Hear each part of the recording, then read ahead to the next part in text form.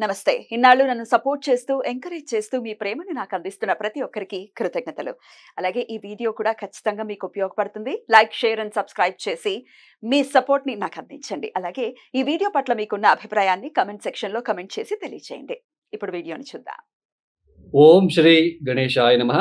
ఓం శ్రీ విష్ణురూపాయ నమః శివాయ. నమస్కారం అండి.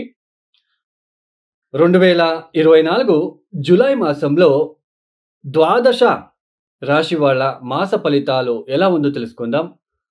దానికన్నా ముందు ఈ ఒక మాసంలో అంటే 2024 జూలై మాసంలో గ్రహ సంచారం ఎలా ఉందో తెలుసుకుందాం. అంటే ఏ ఏ గ్రహాలు ఏ రాశిలో సంచారం చేస్తున్నారు అని తెలుసుకుందాం. ముఖ్యంగా రాహు మీన రాశిలో సంచారం, కేతు కన్యా రాశిలో సంచారం, శని భగవాన్ కుంభంలో సంచారం అయితే ఈ ఒక మాసం నుంచి వక్రించి సంచారం ప్రారంభం చేస్తున్నారు. గురువు గారు వృషభంలో సంచారం. ఇక కుజుడు జూలై 12వ తేదీ వరకు మేషరాశిలో సంచారం, తదుపరి వృషభ రాశిలో సంచారం.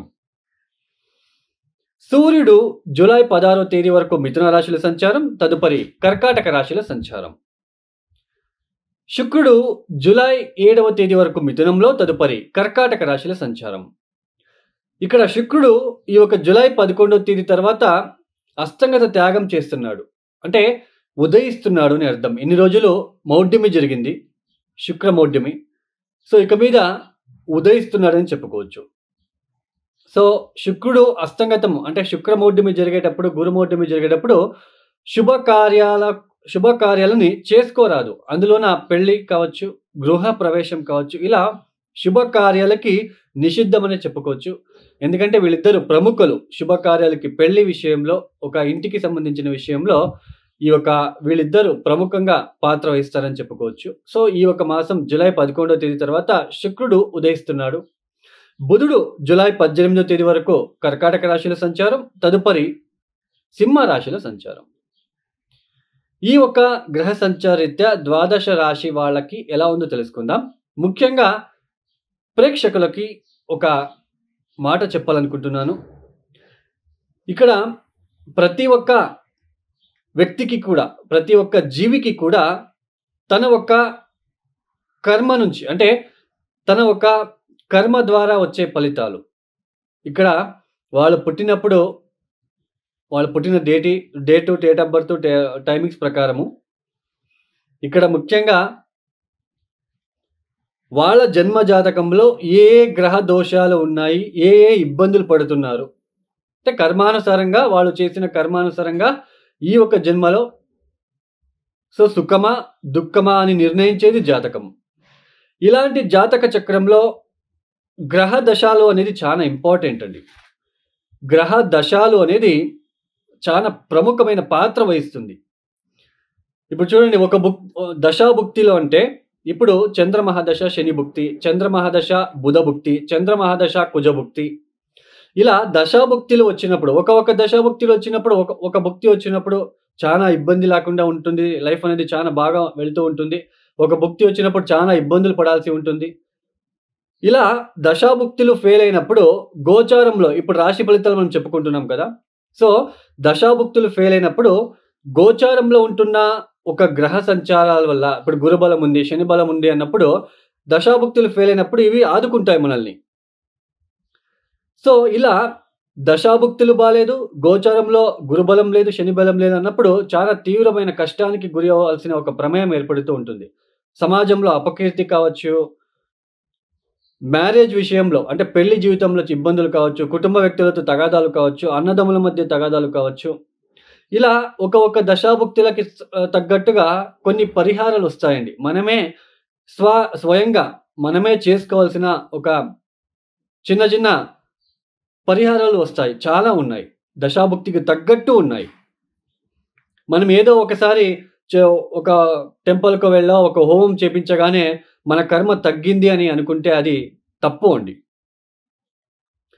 ఇప్పుడు ఒక దశాభుక్తి జరుగుతుంది. ఆ దశాభుక్తి పీరియడ్ ఒక సంవత్సరం పాటు ఉంది అనుకుందాం. ఆ దశాభుక్తి బాలేదు అంటే ఆ సంవత్సరం పాటు మీరు ఆ పూజలు, పరిహారాలు చేసుకుంటూ వెళ్ళాలి.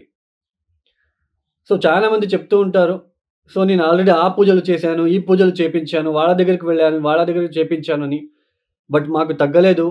అంటే కొన్ని మీ జాతకంలో కొన్ని గ్రహాలు ఏ స్థానాల్లో ఉన్నాయి, ఏ రాశిలో ఉన్నాయి, ఆ రాశికి తగ్గట్టు మనం పరిహారాలు చేసుకుంటే మాత్రం అది రిలీఫ్ వస్తుంది.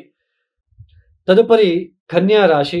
ఈ కన్యా రాశి వాళ్ళకి ముఖ్యంగా ఈ ఒక మాసంలో నవమ స్థానంలో ఉంటున్న గురువు, షష్ఠ స్థానంలో ఉంటున్న శని భగవానుడు, లాభస్థానంలో ఉంటున్న బుధ, సూర్య, శుక్రులు అత్యంత శుభ ఫలితాలను ఇస్తున్నారని చెప్పుకోవచ్చు.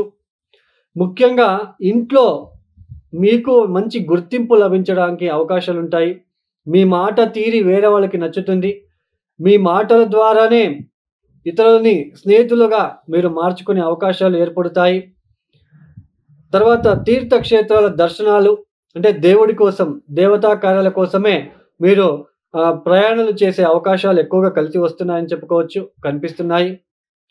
మంచి భోజనాలు చేస్తారు. ఎందుకంటే ద్వితీయాధిపతి శుక్రుడు లాభస్థానంలో, తర్వాత నవమాధిపతి కూడా అవుతాడు. లాభస్థానంలో సంచారం అనేది మంచి భోజనాలు చేయడానికి అవకాశాలు కలిసి వస్తాయని చెప్పుకోవచ్చు. మిత్రులతో కలిసి కొంచెం మంచి ప్రాంతాలకు వెళ్ళే అవకాశాలు కలిసి వస్తున్నాయి. ఇక్కడ వాళ్ళతో కలిసి సుభోజనాలు, మంచి భోజనాలు చేయడానికి కూడా అవకాశాలు వస్తున్నాయి. ఇంట్లో వేడుక లాంటిది జరగడానికి అవకాశాలు కలిసి వస్తున్నాయి. ముఖ్యంగా ఈ యొక్క మాసంలో అష్టమ కుజగ్రహ దోషం తొలగిపోతున్నది. జూలై 12వ తేదీ తర్వాత అష్టమ స్థానంలో ఉంటున్న కుజుడు నవమ స్థానానికి వెళ్ళి సంచారం చేయబోతున్నారు. ఇది మంచి ఫలితాలు ఇచ్చే ఒక సూచన. అంటే మిమ్మల్ని ఇబ్బంది పెట్టే గ్రహాల సంఖ్య తగ్గి మీకు అనుకూలించే గ్రహాల సంఖ్య పెరిగింది. కాబట్టి కన్యా రాశి వాళ్ళకి ఉద్యోగం విషయంలో కావచ్చు, ఉద్యోగం విషయంలో ముఖ్యంగా ఈ కన్యా రాశి వాళ్ళు ఈ ఒక అవుట్ ఆఫ్ స్టేట్ కావచ్చు, అవుట్ ఆఫ్ కంట్రీకి వెళ్ళి నేను ఉద్యోగం చేయాలి అనుకున్న వాళ్ళకి ఇది సరైన సమయం అండి. మీరు కొంచెం దూర ప్రాంతాలకి వెళ్ళే అవకాశాలు కనిపిస్తుందని చెప్పుకోవచ్చు. ఉద్యోగం విషయంలో, ఆర్థికపరమైన విషయంలో, ఇంట్లో వేడుక లాంటిది, గృహ నిర్మాణ కార్యక్రమంలో అన్ని విషయంలో కూడా మీకు కలిసి వస్తున్నాయని చెప్పుకోవచ్చు. అయితే కాస్త సంతానం విషయంలో కాస్త జాగ్రత్తలు తీసుకునే ప్రయత్నం చేయండి. సంతానం విషయంలో ఏదో చిన్నపాటి ఆరోగ్య విషయంలో కావచ్చు, సంతానానికి సంబంధించిన అంశాలలో కాస్త చిన్నపాటి ఇబ్బందులు కనిపించే సూచనలు ఉంటాయి ఈ ఒక మాసంలో కన్యా రాశి వాళ్ళకి. మొత్తానికి కన్యా రాశి వాళ్ళకి ఇంటా బయట కూడా అనుకూల వాతావరణం ఏర్పడబోతున్నది. తర్వాత కొంతమంది మిత్రులు మిమ్మల్ని విడిచిపెట్టి వెళ్ళి ఉంటారు. ఇప్పుడు ఈ సమయంలో మళ్ళీ కలుస్తారు. అంటే మీరు కావాలని వచ్చి మిమ్మల్ని మాట్లాడించడం లాంటిది, ఇలాంటివన్నీ ఎక్కువగా జరిగే సూచనలు ఉంటుంది. అయితే జన్మరాశిలో ఉంటున్న కేతు వలన, సప్తమ స్థానంలో ఉంటున్న రాహు వలన అప్పుడప్పుడు భార్యాభర్తల మధ్య చిన్నపాటి తగాదాలు కావచ్చు, ఆకస్మికంగా కొన్ని కోపతాపాలు కావచ్చు, ఇలాంటివి వచ్చినప్పటికీ అవి అక్కడికక్కడే సర్దుకుపోయే ఒక అంశంలోనే మీకు వెళ్తూ ఉంటుంది. కాబట్టి పెద్దగా కన్యా రాశి వాళ్ళకి ఈ మాసంలో ఏదో అయిపోతుంది అన్నట్టుగా అయితే ఇక్కడ ఏది కనిపించదు. చాలా పాజిటివ్గా ఉంటుందని చెప్పుకోవచ్చు. మొత్తానికి కన్యా రాశి వాళ్ళకి సంపూర్ణమైన యోగదాయక ఫలితాలు రాబోతున్నాయి. కన్యా రాశి వాళ్ళు తప్పనిసరిగా రాహు కేతుల శాంతులు చేయించుకోవడానికి ప్రయత్నం చేసుకోండి. ఎస్పెషల్లీ బుధవారం పూట గణపతికి గ్రీన్ కలర్ క్లాత్ని ఇవ్వడానికి ప్రయత్నం చేయండి.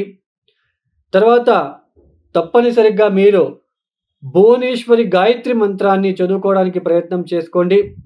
సప్తమ స్థానంలో ఉంటున్న రాహు వలన ఇబ్బందులు రాకుండా ఉండడానికి ప్రతిరోజు హనుమాన్ చాలీసా లేదా దుర్గా కవచం చదువుకుంటే చాలా మంచిది. ఈ ఒక వీడియో మీకు నచ్చితే లైక్ చేయండి, షేర్ చేయండి, సబ్స్క్రైబ్ చేసుకోండి. సర్వే జనో సుఖినో భవంతు. ధన్యవాదములు.